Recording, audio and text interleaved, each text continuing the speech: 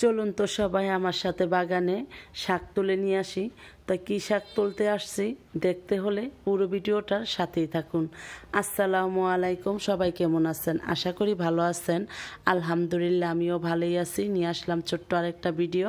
আশা করি পুরো ভিডিওটা ধৈর্য সহকারে দেখে নেবেন। তাই যাই হোক, আমি এখানে কী শাক তুলতে আসছি দেখেই বুঝে ফেলছেন। হ্যাঁ, আমি কচু শাক তুলতে আসছি। তো এগুলো হলো জংলা কচু। এই জংলা কচু খেতে মিষ্টি হয়, তাই আমি জংলা কচু নিতে চলে আসলাম। তো এখান থেকে আমি আরও নিয়ে খেয়েছি। মিষ্টি মিষ্টি শাক ভালোই লাগে। তো জায়গাটা জঙ্গল দেখলে কি হবে, কিন্তু পরিষ্কার, শাকগুলো খেতেও ভালো। এখানে কোনো ময়লা আবর্জনা নেই, শুধু ঘাসে ভরা।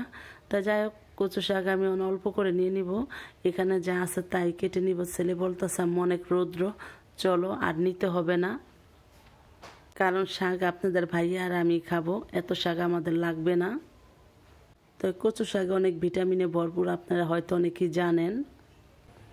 অনেক রোগের সমস্যার সমাধান হয়, রক্ত পরিষ্কার হয়, খেতেও দারুণ মিষ্টি। রৌদ্রের জন্য তাকাইতে পারতাছি না, এত রৌদ্র উঠেছে। দুপুরবেলায় শাক কাটতে চলে আসলাম।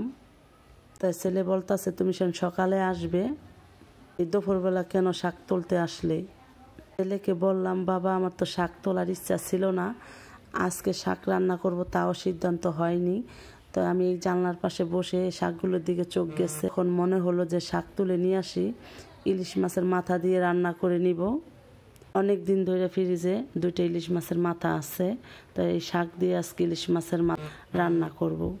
এই তো কাটা শেষ, আমার এতগুলো হলেই হয়ে যাবে, কারণ আমরা মানুষ সারা গায়ে 2 জন খাবো। তাই এই তো শাকগুলো নিয়ে চলে যাচ্ছি বাসায়। এই তো চলে আসলাম, এখন কাটাকাটি করে বেছে পরিষ্কার করে নিব। আর দেখেন হাতগুলো কত সুন্দর, এই হাতগুলো কালো হয়ে যাবে আর খুব চুলকাবে। অনেকে আপুরা আছেন আপনারা হাতে তেল দেই কিংবা লবণ দেই, কোনো কিছুতে কিছু মানে না, আমার চুলকাবেই হাত, কচু ধরলেই আমার চুলকায়। আর তাছাড়া এই কচু শাক অনেকে আপনারা কাটার আগে ধুয়ে নেন, আমি কাটার পর ধুই, কারণ আমার কাছে ভালো লাগে না, মনে হয় যে ময়লা রয়ে গেছে, ময়লা ময়লা লাগে, তার জন্য আমার কাছে জানি কেমন লাগে, তার জন্য আমি কাটার পরেই ধুয়ে নিই। তো ধুইতে গেলে অনেক চুলকায়। কচু শাক খেতে যতটা মজা ততটাই চুলকায়, ততটা কাটতে কষ্ট। তা যাই হোক, কাটতে কষ্ট হলেও খেতে তো মজা। মিষ্টি মিষ্টি জংলা শাক খুবই ভালো লাগে। জংলা কচু খেতে বেশি মজা কিনা কচুর থেকে। তাই দেখেন কতটা মোটা শাকগুলো না। তাই তো আমার কাটা শেষ, আর হাতের অবস্থা দেখেন। এগুলো পরিষ্কার করব, এগুলি আগে ধুয়ে নিব, তারপর হাতটাকে পরিষ্কার করে নিব। তাই যাই হোক, এই তো দেখেন আমার হাত পরিষ্কার হয়ে গেছে। আর আমি রাইস কুকারে কচু শাক সিদ্ধ বসাই দিছি।